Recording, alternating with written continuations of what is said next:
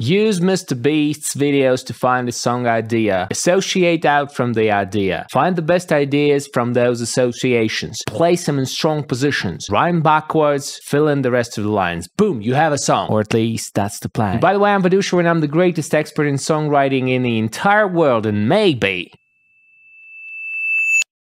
even on YouTube. Today we're using a MrBeast video to come up with a song idea and then proceed writing a song. It's kind of the same thing we do every time, but this time we're using the world's top influencer. So we'll literally open MrBeast's top videos and scroll through them down until we find something that inspires us. His most popular video is the Squid Game one. Have you seen Squid Game, the series? I haven't. I haven't seen the video because I haven't seen the series, so sorry. I've seen the 100 people in a circle video. Pretty exciting. Well, you can basically see which ones I've seen. I like the Buried Alive because he spent a number of hours underground. Solitary Confinement. Don't remember this one. Pressing the Button. Don't remember this one either. Snakes. It says I've seen some of these, but I don't remember seeing them. Is YouTube cheating there? Ages Fighting. Haven't seen that for sure. A lot of gold in there. Huge Pizza. Assassin. Fireworks. Lamborghini. What's that about destroying Lamborghinis all the time? He recently issued a video about shredding in a Lamborghini, which sounds fun actually. Alright, let's use the Buried Alive. Spent 50 hours Buried Alive. I just copy that, I'm lazy. This one is the one we'll use for inspiration. We place it in the center of our association map, and it's gonna be around that. Let's give it some structure. First one is verbs. Second one is people. Then it'll be fictional characters, memes, attributes,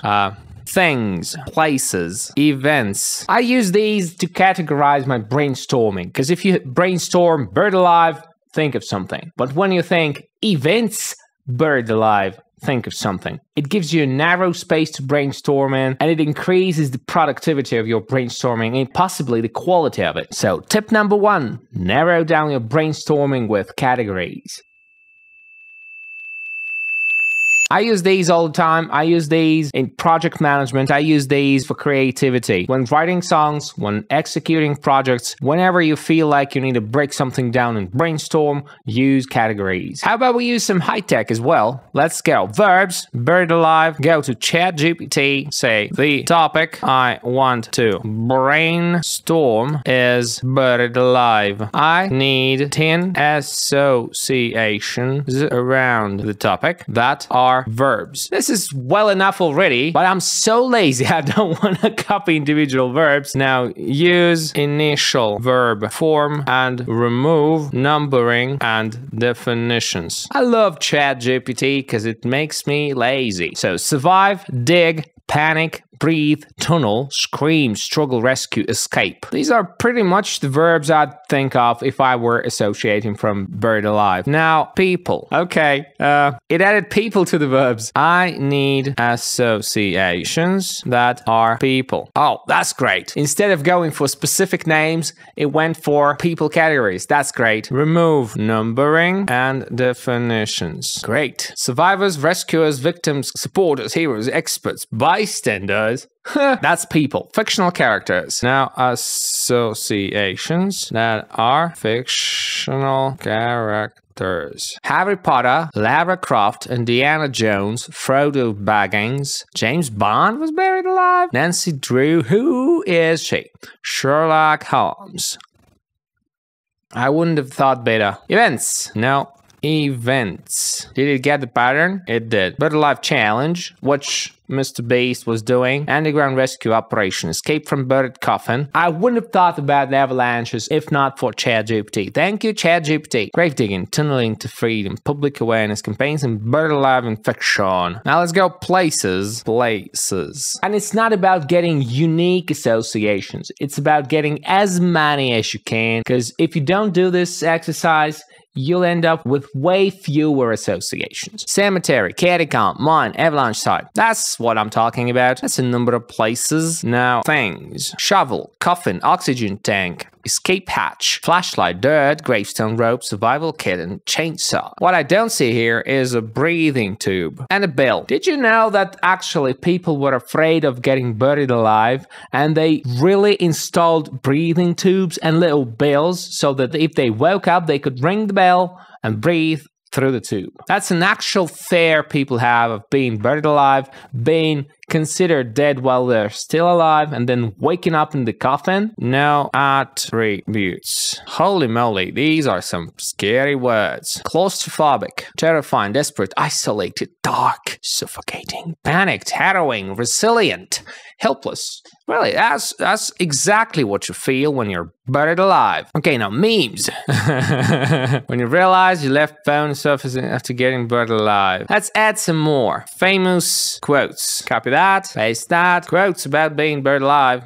It didn't understand what I meant there, and it just gave 10 random inspiring quotes, which is not what we wanted. Try and find some quotes that could metaphorically be related to the topic. That is nice. The darkest hour has only 60 minutes. Exactly. That's exactly what I was looking for. Out of difficulties grow miracles. You're confined by only the walls you build yourself, unless you're buried alive. Now, idioms and phrases on the topic. Great. Okay, these are not quite what we were looking for. The further we go, the less relevant the things get, but we'll still keep milking it until it's dead. Phraseology. Okay, adding here, no same, but no bury word in them. That's exactly what I was looking for. Phraseology on being buried, like 6 feet under, coffin cornered, dirt nap, underground ordeal, Skype in the grave. Okay, now we have a lot of associations. We're gonna go through them and find which inspired the best ideas. Now we can think that buried alive is like something. Let's scroll through associations and see if there's any intersections with other topics. Let's start with phraseology because it's already expressive enough. 6 feet under, subterranean. I like the idea of it being underground. Buried alive is like being underground, which is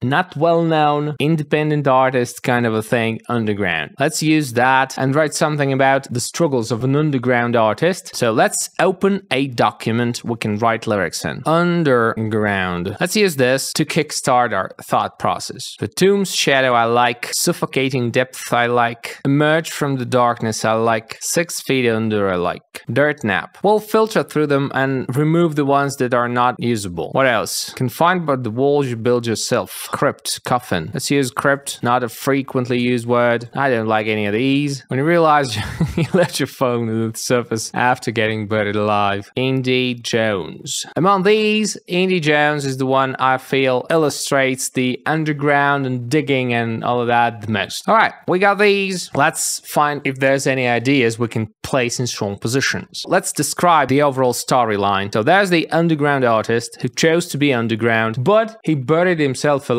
When you're underground, you can't go out and you can't become popular. Never emerge from the darkness. Dirt, nap, 6 feet under. That's first 2 lines. Crypt. From the script. Instead of darkness, terrifying, suffocating, panic, helpless. We're not gonna write an entire song, we'll write a couple of verses just for you to understand how this thing works. This idea, taking your phone with you as a metaphor of being open to the options of going outside underground scene and becoming a popular artist is a nice idea. Don't forget your phone outside. Yoga.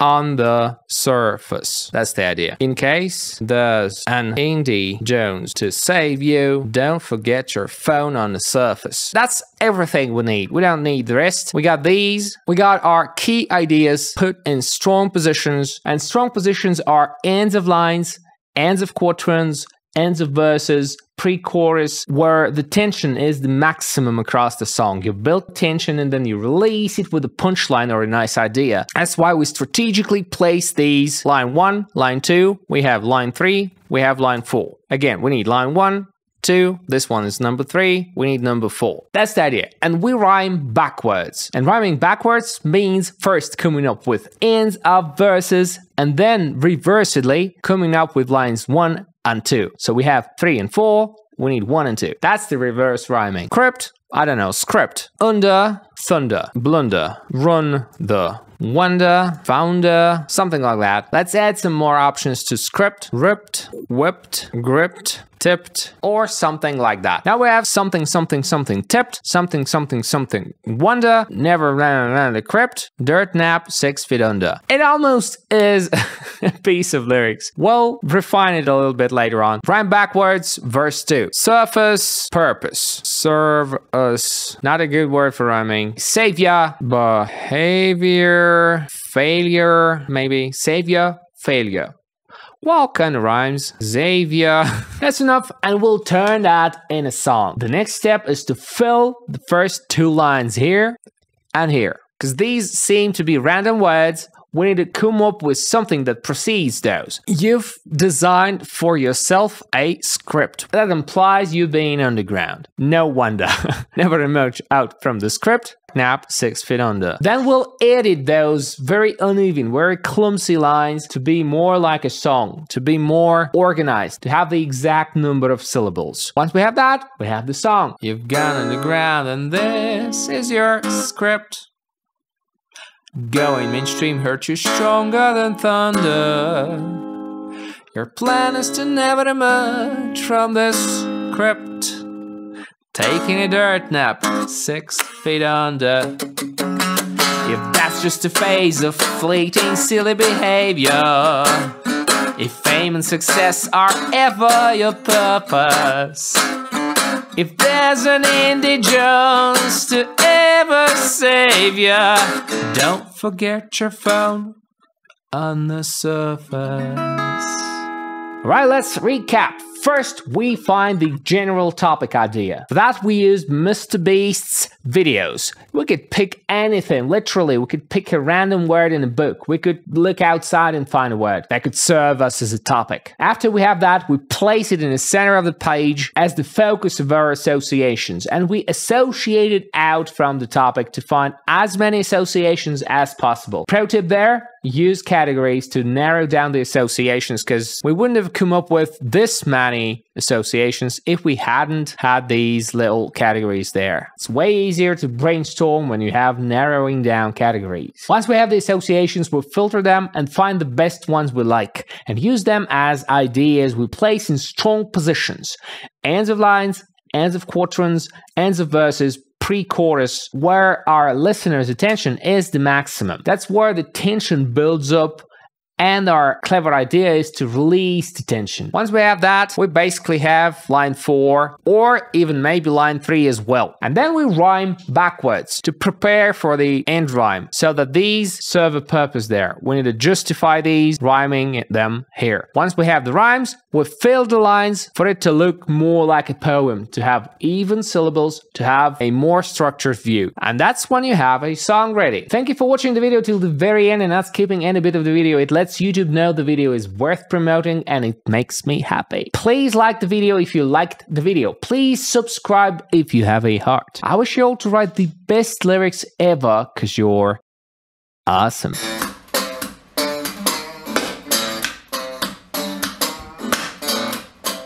Yes, you are.